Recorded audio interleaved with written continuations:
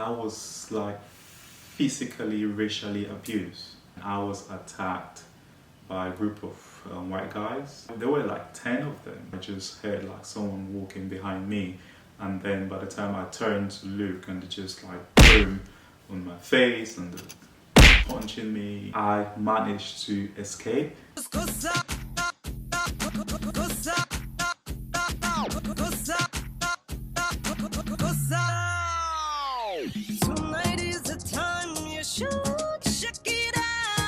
Hi guys, welcome to the Prince Talk show. I know it's been a long time I've not produced any content, but that's a long story. We're going to talk about that in some other episode. But I just want to give a big shout out and thank you to the people who reach out to me regarding making content about the Prince Talk show, and I'm very grateful. Lots of gratitude, lots of love. But I promise you, I am back and I am not going anywhere. I'm here to stay. I am not going anywhere. I promise. Who is Prince Arnold? So on today's episode, I just want to talk about getting to know Prince Arnold. Like, who is Prince Arnold? If I ask people, a lot of people don't actually know or understand me or know my journey. And I think that's one of the reasons why I'm coming back. I want to do this video just to get to know Prince Arnold. So, I was born in Cameroon and I grew up with a single mom. So I didn't have my dad in my life. He was here, there and there, but that would be another topic for another day. So, grew up with a single mom and she was amazing. She provided me with everything I needed. I cannot really have it any other way. She was amazing. And like, thumbs up to all the single parents out there. Like, you lot are heroes. You're doing a great job. Not to say people that are not single parents are not doing a great job. Everyone is doing a great job, but just they have extra work to do. So big up you lot. Yeah, I moved to Europe in my late teens, and there are a lot of things I didn't understand. I didn't understand how this world works, and same aspect.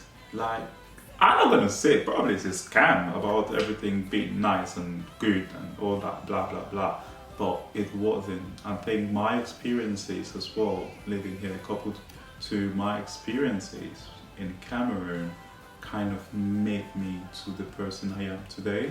I think the first experience was when I was like physically, racially abused. And I remember the day. I've not talked about this, trust me, the times I've recorded this few times and I didn't release it or I deleted it because it made me feel uncomfortable, I would say, to talk about these things. But I think that was the right time just to get in and to talk about it. So yeah, so when I remember the day vividly, as if it happened yesterday, I was going to the pharmacy to get some drugs because it was flu. It was in winter, it was cold. So I left the student hostel going to get some drugs, and I was attacked by a group of white guys. There were like 10 of them, yeah. And I was just walking and I just heard like someone walking behind me, and then by the time I turned to look, and they just like boom on my face and punching me, kicking and everything.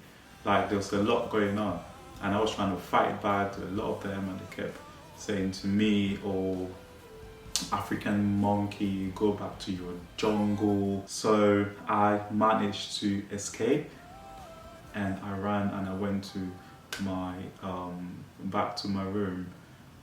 I was devastated. There were a lot of emotions like going through my mind.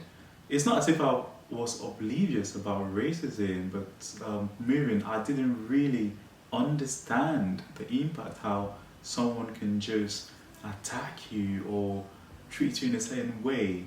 like physically for no reason, just because of the color of your skin. I can't even speak now, like skin of your color of your skin. So it's a lot of emotions went through my mind. I was angry, I was sad, I was like I feel so powerless. I think that was the worst feeling because I felt so powerless in that situation. And pissed off, like a lot of things went through my mind. And you know, it's like for men, you're not supposed to show emotions, you're not supposed to cry, you're not supposed to show vulnerability. And it's like, what can I say, what can I do, who can I talk to? Especially for an African man, for a black man, you're not supposed to show that. It makes you look weak. But that day, I sat in my room and I cried. I cried, I screamed. I think the last time I cried like that was probably when my dad died, even though it was not in my life. That's a whole different story. We kind of worked certain things, but then after I did that, I looked at myself in the mirror and I made a decision and a promise to myself that I will not allow anyone or anything put me in that situation that I was on that night that I almost died. I could have been a statistic. In a situation where I was so dehumanized and I felt so powerless. I made that decision to myself. I will never allow myself to be in that position, or I will never allow anyone to put me in that position. I don't care if you don't like me. I don't care if you didn't tolerate me. I don't care. Don't like me. That's fine. But what you're not going to do is disrespect me. It's dehumanize me. It's make me feel worthless. Yeah, after that, there are a lot of things that happened. Kind of fucked me a little bit. I was homeless. I've been homeless here all year. Yeah, I was homeless. I didn't have where to stay. I was literally crashing in one of a friend's studio. So it was an art studio. So it was actually a girl. Yeah, really nice. That's the whole thing. We got to other situations in life, but so I was crashing in her studio. She did art and everything during the day. It's an art studio at night. I would literally sleep there. Sometimes have issues with the security guy, getting in, sneaking in, blah blah blah. But yeah, there was no shower. So if I had to like shower, I need to clean up a little bit. I went old school. I get a bucket, like get water and heat the thing on the kettle and kind of clean up. Like, but I was looking good. She come in now, you will not even know that this guy is homeless, doesn't have where to stay. So I went through that, and later on it got better. So like I was working, had my peace, made some money. I don't know about you, but before getting there, I don't know about you. Your hungry food, because mine was sugar water. There was nothing to eat. Like I was broke as fuck, but it was cool. So things got better, and I literally just found a job, blah blah blah blah blah, everything. Started myself, like just sort stuff up.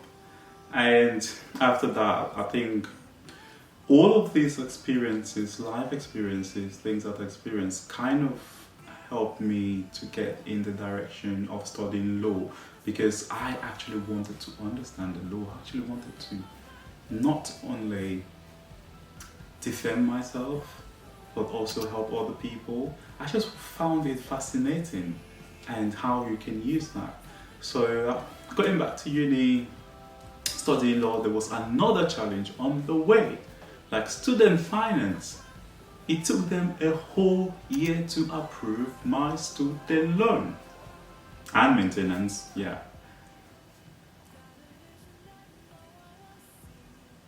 I started uni, I applied way earlier, provided everything. No, it was just what was going on. I know like some of my friends that actually dropped out of uni because of that, because they couldn't get that finance and it was moving mad.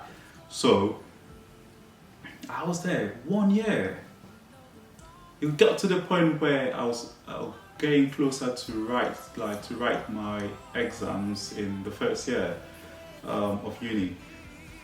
So I received an email from uni, and calls and contact that, or you've not paid your first installment, it's been a long time, the deadline has passed, blah blah blah. So we're not going to allow you access to the premises anymore and you cannot write your exams. I was like, oh my god, what am I going to do? Should I just let it go? Should I just abandon this? What am I going to do? But then I was like, I'm stubborn. I was just like, nah, that's not going to happen. I am not going nowhere. So I emailed them back and I responded and even called. I was like, when I applied to study, to enroll in this module, I didn't say I'm going to pay by myself. I was like, student finance, they're going to fund it. Is that correct? Be like, yeah. So they have not made a decision. They've not made a decision that I am not eligible or they're not going to give me the money. As long as they've not made a decision, I will attend my lectures, I will do my exams, and you can't stop me from coming to uni. If they make a decision that I am not eligible, then that's fine. I'll look for other means, but that's not the case now. So I will still come to uni and I will do my stuff. And I love my friends. People didn't know that. I was jolly at uni. Like, I was a student representative, popular guy doing my thing, working, and yeah, but that was what was going on. So they didn't say anything, and luckily, like, oh my god, luckily, they approved my student loan and maintenance loan. I was rich, boy, I was.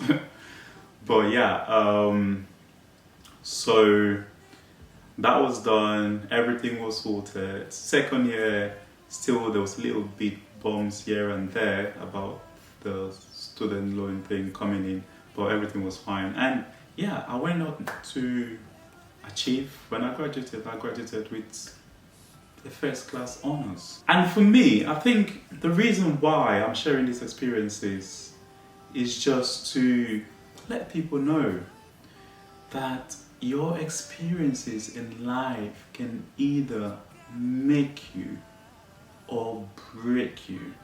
It can define who you are, how you navigate your way through life, how you see life, how you view life,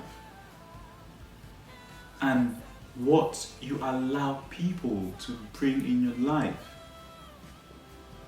But you have that, like, you have the power. I said no to everything. My experiences make me to be constructively stubborn and assertive, and not to tolerate things, and not let people disrespect me, or about people's opinion about who I am, or what I am, or what I can be. I didn't let those things, or what people have to say, or what they did to define me. I made my own path. I said, I know. I looked in the mirror. I said, I know who I am. I know what I want. I know what I am going to be.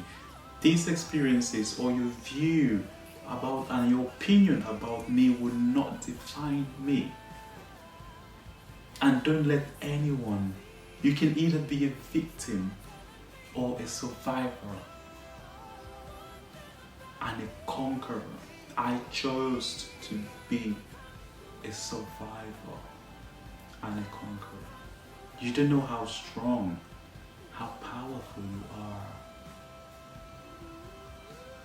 Your mind, how you can will it to navigate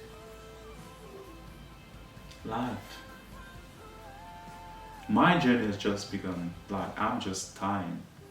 I have a long way to go. But I'm getting there slowly. And I don't know who needs to hear this, but I don't know what you're going through. Relationship issues, life issues, immigration issues, racism, people telling you you're not good enough, people insulting you, having opinions about you. Do you know what to say to that? Fuck them. Everyone, concentrate on you. Use those pain and suffering and bad memories and build strength. Tap into those pain, tap into those memories, and let that be your drive to succeed. Well, thank you for watching. I promise the next episode they're going to be a little bit more juicy, but we're going to say that now you understand Prince. Now you know why I am the way I am and how I don't let things affect me. I don't care who you are, whether you're the king, the president, the prime minister, my manager. My colleagues will tell you that for free. I will do my work, like I'm a hard worker, but I will not let anyone disrespect me or makes me feel minute or any of those things. I will address it assertively, but in a very logical and constructive way. If it is anything that you're going through, you want to reach out to me, you want to reach out to the Prince Talk Show, so you can always send an email to the princetalkshow@gmail.com. All of the details are on the screen and it's going to be as well down there. Reach out to me on Instagram and social media. I'm Prince Arnold 1, and yeah, Facebook, wherever you are, on Twitter, TikTok. So all of the details are going to be there. And don't forget to like, subscribe, and share, comment. I want to know your experiences. If you have experiences, things that kind of like bother you, I want to know all of those things. And if anything that you want me to talk to the next episode, I'll literally get like the best comments, 5 comments or so, and I will like give them a shout out to the next episode. And if there's anything you want me to talk about, just reach out, and I will see you till the next time.